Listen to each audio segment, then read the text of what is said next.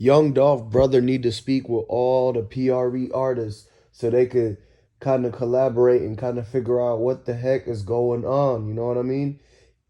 He gotta. I don't know if being Dolph brother, if he was actually hanging around the other rappers and the artists and stuff like that. But I mean, if he's not already familiar with them, he needs to go ahead and tap in and say something to somebody. You know what I'm saying? Because that's one interview we never got. We never got the young Dolph brother interview. This dude is just like a ghost, man. We don't know nothing about him. We don't know nothing as far as after the fact that they had took him.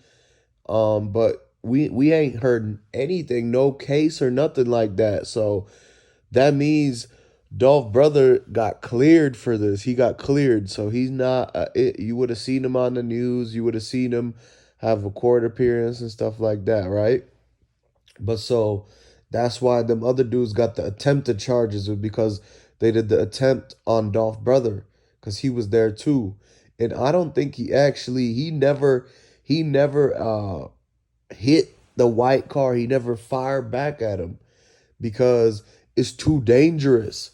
It's too dangerous, man. So since Dolph brother never busted back inside the Makitas cookies, he didn't even fire when they was running back to the car. By the time he ran outside and everything, he realized it's too dangerous to just up and open fire outside like that. Like anybody could get hit, you know? And that's why Dolph brother didn't actually fire back at the white Benz.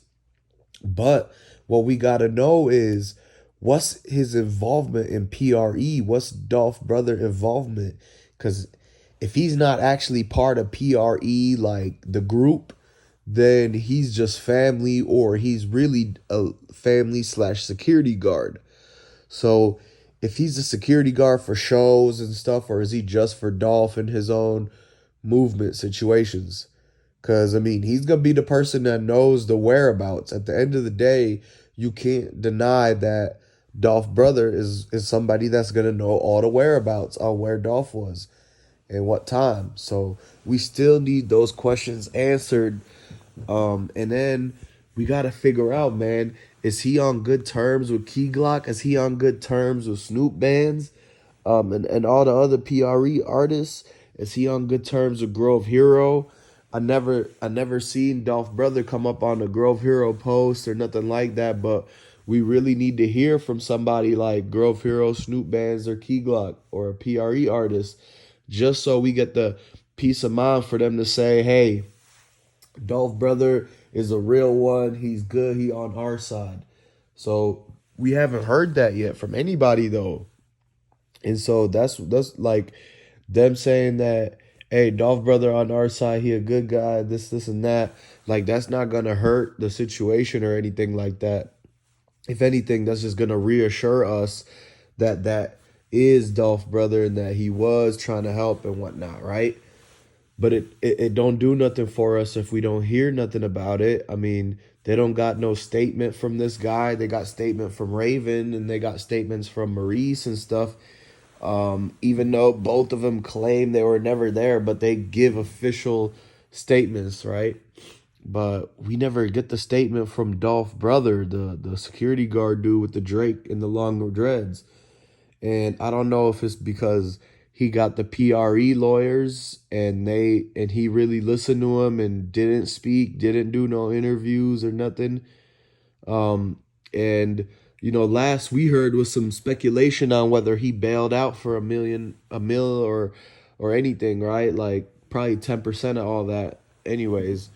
So, but I think they cleared him. They had to have let him go once they cleared him, and they actually seen the real footage, because he if he was still locked up in there and he was Dolph's brother, people would have been coming out and saying free dog, free bro, all that stuff. So since they're not yelling free my bro, free this dude, then he's probably out and got cleared of any kind of wrongdoing because he was doing a self defense. But I don't think he busted back because nothing got hit that it looks like when you zoom in. So that's one thing, but what was this dude, what was Dolph's brother doing like before they went to Makita's and all that? Does this dude have an IG page? Like, can we go back and look at more history of like where this guy's from and all that? Because I think he's from Chicago, and like I was saying before, when he's from Chicago, and so are like a couple people that were involved. I think the guys that ran out the back door, like one of those guys is from Chicago, and we already know that straight drop getaway driver is from Dallas, and that's where he was hiding him. I was on point with that. So hopefully I'm on point with, Dolph brother being from Chicago, and we gotta, once we hear about that fifth and sixth witness, them dudes that ran out the back door, we know the DNA is gonna end up pointing them back into to somewhere that they're from, and then we can kind of draw the connections and draw, what's most likely that went on after that, right?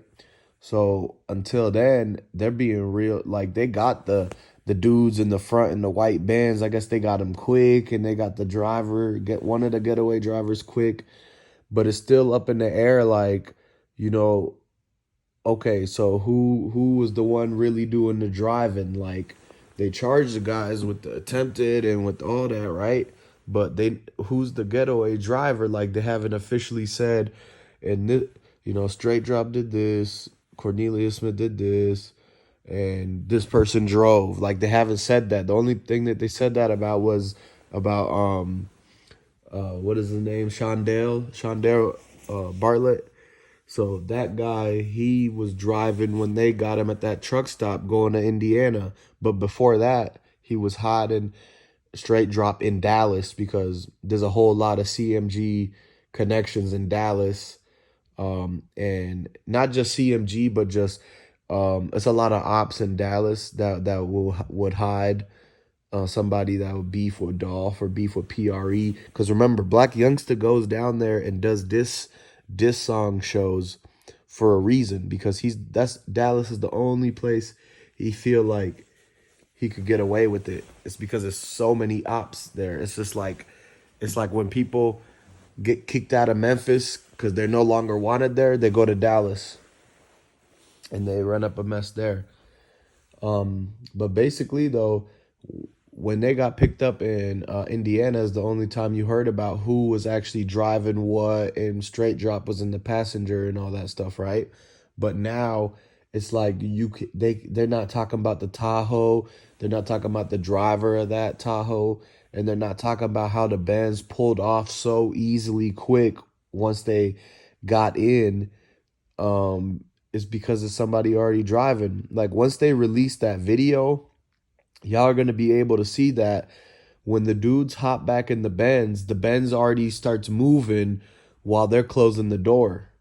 So somebody's already in the seat of the white Benz, and they're moving like while they're still, one of the dudes is like sticking his feet and closing the door behind him and stuff like that.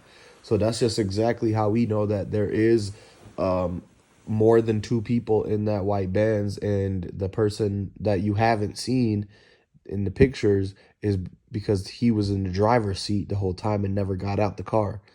One dude got out the passenger car, and the other dude got out the back seat, and it took him like 5 more seconds, and you could see that in the picture. He's back, like while the one guy's already at the front at the glass, the other dude is just getting out the car. So that's just how you know, man. And then the other getaway drivers in the Tahoe and stuff, like initially, like they we're talking about the Tahoe right after the Makita's situation, right after the Dolph situation, they hopped in the Tahoe, right? But then everybody switched whips, everybody switched cars. So now the dudes in the Tahoe that got in the Tahoe got dropped off somewhere different.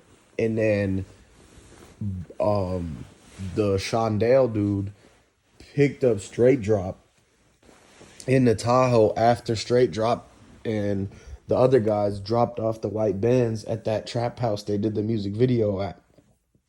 And when Shondell linked up with Straight Drop and they picked him up in the Tahoe, then they fled to Dallas and they were in Dallas for about a month. And then they were prepping to turn himself in. So they started driving back up ways to Memphis. But then they realized that, hey, man, if we go into Memphis, like somebody might recognize us or they might get stopped on the way into Memphis. And so basically, they got scared and kept going. Like he's like, man, let me wait one more day and try to drop this music video and kind of flash and show off for a little bit. But then that plan backfired on them and they weren't playing when they said to turn themselves in ASAP. So they went and scooped him right away and got him gone. So basically, yeah, man, we're gonna keep looking out and try to get the official interview and statements from Dolph's brother.